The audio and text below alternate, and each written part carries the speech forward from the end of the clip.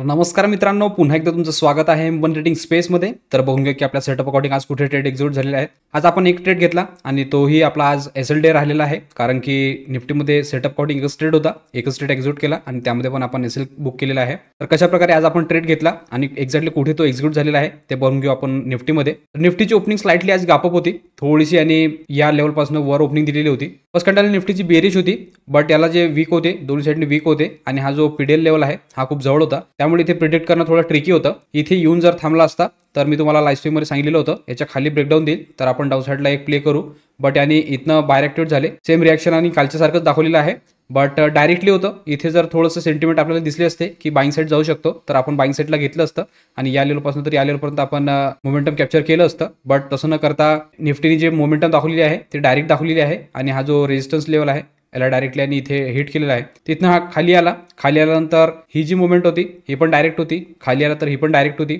इथनं वर निघाला इथे एक्झॅक्टली आणि हा जो डे हाय लावलेला होता आणि रेजिस्टन्स लेवल होता ह्याच्याजवळ यांनी थोडंसं रिजेक्शन दाखवलं. नेक्स्ट कॅन्डलमध्ये यांनी इथे ब्रेकआउट दाखवलेला आहे. कॅन्डल जी होती ती पण स्ट्रॉंग होती आणि क्लोजिंग जी होती ती पण स्ट्रॉंग होती. ही जी लेवल आहे ह्याच्यावर यांनी क्लोजिंग दिलेली होती. ऑलमोस्ट हे जे सेलर आहे यांना एक्झिट करण्यासाठी ही कॅन्डल होती, त्या अकॉर्डिंग आपण या कॅन्डलच्या क्लोजिंगवर ट्रेड एक्झिक्यूट केला. इथे आपण ट्रेड एक्झिक्यूट केला आणि सेम कॅन्डलचा लो आपण एसएल लावलेला. याच्यामध्ये जे टार्गेट होतं ते सरळ सरळ पीडीएस लेवल होतं. मला वाटलं की इझिली हे जे आहे हे टार्गेट डन करून देईल, बट इथे आपण आधी ट्रेलिंग बुक केलं आणि त्यानंतर ऑलमोस्ट टार्गेट जे आहे ते इथे डन केलेलं आहे. जेव्हा इथे एंट्री घेतल्यानंतर स्विंग क्रिएट व्हायला लागले तर मी स्विंग टू स्विंग ट्रेल करायला स्टार्ट केलं. फर्स्ट स्विंग जो होता तो हा होता, जो एसएल मी इथे लावलेला होता. हा स्विंग क्रिएट झाल्यानंतर मी उचलून याच्या खाली लावला. त्यानंतर जो फायनल ट्रेलिंग होता तो मी ह्या स्विंगच्या खाली लावला.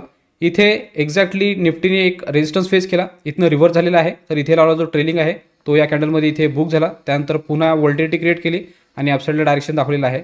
आजची जी मुवमेंट तुम्ही बघितलेली असेल टोटली स्लो होती आणि जेवढं वर जात होता तेवढंच रिट्रेसमेंट करून खाली पण येत होता. तर त्या अकॉर्डिंग आपण आज ट्रेलिंग इथे बुक केलेलं आहे. इथनं जेव्हा रिव्हर्स झाला तर मला वाटलं की इथे एक रिव्हर्सल सेटअप पण आपल्याला मिळू शकतो. मी सांगितलं होतं लाईव्ह स्ट्रीममध्ये याच्या खाली जेव्हा ब्रेकडाऊन देईल तर आपण फर्स्ट जे टार्गेट आहे हे आणि सेकंड जे टार्गेट आहे ते पीडीएल पर्यंत एक ट्राय करू शकतो.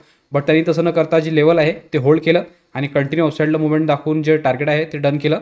जी क्लोजिंग दिलेली आहे ती पण ऑलमोस्ट डेहायच्या जवळच दिलेली आहे. इथे जर तुम्ही बघाल तर हा मला जो 900चा रेजिस्टन्स लेवल आहे हा खूप स्ट्रॉंग वाटत होता. वाटलं नव्हतं की हा वर जाईल. वर आणि मोमेंटम केलेली आहे, बट ज्या प्रकारे अपसाईडला मोमेंटम असते त्या प्रकारे नव्हती, खूप स्लो होती. तर आपण ह्यानंतरची जी मोमेंटम आहे टोटली आज इग्नोर केलेली आहे आणि एका ट्रेडवरच आपण आज क्लोज केलं.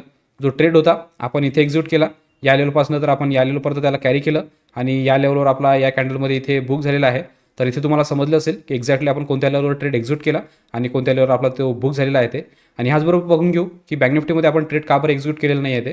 बँक निफ्टीची ओपनिंग पण स्लाइटली आज गॅपअप होती, बट हा जो झोन होता ह्याच्यामध्ये त्यांनी ओपनिंग दिली होती. फर्स्ट कॅन्डलने स्ट्रॉंगली बेरिस क्रिएट केली, बट ह्याच्यामध्ये पण जो पीडीएल आहे हा खूप जवळ होता.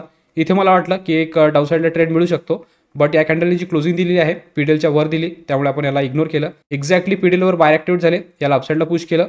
इथे ब्रेकआउट दाखवण्याचा प्रयत्न पण केलेला आहे, बट हेवीली जे सेलर होते ते पुन्हा ॲक्टिव्ह झाले आणि याला डाऊनसाईडला आणलेलं आहे. ही पण जी मुवमेंट होती डायरेक्ट होती, तर तशी आपल्या ह्या सेटअपमध्ये नाही आहे. इथे अपसाईडला मुवमेंट केलं, एक स्विंग क्रिएट केला. जे स्ट्रक्चर होतं ते मेंटेन होतं. ह्या कॅन्डलमध्ये स्ट्रक्चर पण ब्रेक झालं आणि एक ब्रेकआउट पण आलेला होता, बट जी कॅन्डल क्रिएट झालेली होती ती खूप मोठी होती. याचा जो टार्गेट होता तो फर्स्ट टार्गेट हे होता, सेकंड टार्गेट जो होता डे हाय होता, पण याच्यामध्ये 1:1 प्रॉपरली नव्हता, त्यामुळे आपण हे इग्नोर केलं. अदरवाईज जर ही कॅन्डल स्मॉल असती तर आपण या लेवलपर्यंत एक प्ले केलं असतं आणि अपसाईडचं हे फर्स्ट टार्गेट आहे यापर्यंत एक बुक केलं असतं, बट मोठी कॅन्डल असल्यामुळे आपण टोटली याला अवॉइड केलं. यानंतर जर तुम्ही बघाल तर हा जो ब्रेकआउट आहे हा तर डायरेक्ट आहे. त्यानंतर जो टोटली वोल्टाईल होतं, ब्रेकआउट दिल्यानंतर लगेचच खाली आलेला आहे. इथे भरपूर वेळ घालवला, त्यानंतर इथे ब्रेकडाऊन करण्याचा प्रयत्न केला, बट जी क्लोजिंग आहे ती वर दिली. पुन्हा वोल्टाईल क्रिएट केलं, पुन्हा खाली आला, इथे पण रेंजमध्ये थांबला आणि जी क्लोजिंग दिली आहे ऑलमोस्ट ही जी रेंज आहे याच्यामध्येच दिलेली आहे. तर बँक निफ्टीमध्ये ज्या अकॉर्डिंग आपण ट्रेड करतो त्या अकॉर्डिंग सेटअप नव्हता, म्हणून टोटली आज बँक निफ्टीला आपण अवॉइड केलेला आहे. एकच ट्रेड घेतला निफ्टीचा, त्यामध्ये पण आपण आज एसएल बुक केलेला आहे. तर आता ऑर्डर बुकमध्ये बघून घेऊ की एक्झॅक्टली ऑर्डर बुकमध्ये कोणत्या टायमिंगला ट्रेड आपण एक्झिक्यूट केलेला आहे ते. ऑर्डर बुकमध्ये जर बघाल तर निफ्टीचा जो ट्रेड आपण एक्झिक्यूट केलेला आहे तो केलेला आहे 11:35 मिनिटांनी. तिथे मी निफ्टीचा 22,000चा पी सोल्ड केलेला, तो केलेला 191 मध्ये आणि याचा जो ट्रेलिंग आहे तो बुक झालेला आहे 12:25 मिनिटांनी. 22,000चा पी तो झालेला आहे 197 मध्ये. तर या ट्रेडमध्ये तुम्हाला क्लिअरली दिसत असेल की आपल्या सेटअपची ब्युटी कशी आहे. आपण जे टार्गेट घेतोय ते 100 पॉईंट 200 पॉईंटचे टार्गेट घेतोय आणि आपला इथे जो एसएल केलेला आहे ऑलमोस्ट इथे फक्त 5 पॉईंटचा एसएल गेलेला आहे. तर एकही ट्रेड आपल्या साईडनी जर चालला तर हा एकाच ट्रेडमध्ये निघून येतो आणि यापेक्षा जास्त पण प्रॉफिट आपल्याला मार्केट देऊन जातं. फक्त आपल्याला आपली सायकोलॉजी मॅनेज करावं लागते, रूल आणि डिसिप्लिन अकॉर्डिंग ट्रेड करावं लागते, इमोशन कंट्रोलमध्ये ठेवावं लागतात. आपोआप जे रिझल्ट आहे ते पॉझिटिव्ह यायला स्टार्ट होतात. आज तुम्ही बघितलेलं असेल की ह्यानंतर मार्केटने अपसाईडला तर मुवमेंट केलं, बट आधी आपला ट्रेलिंग बुक केला, त्यानंतर आपल्या डायरेक्शननी मुवमेंट केलेली आहे. जनरली आपल्या लाईफ स्टाईलमध्ये 90% जे आहेत ते ऑप्शन बाहेर आहेत. मी तुम्हाला क्लिअरली सांगितलेलं होतं की आज थोडं ट्रेडिंग अवॉइड करा, कारण की ज्या प्रकारे मी मोमेंटम बघतोय ते मोमेंटम मार्केटमध्ये नव्हती.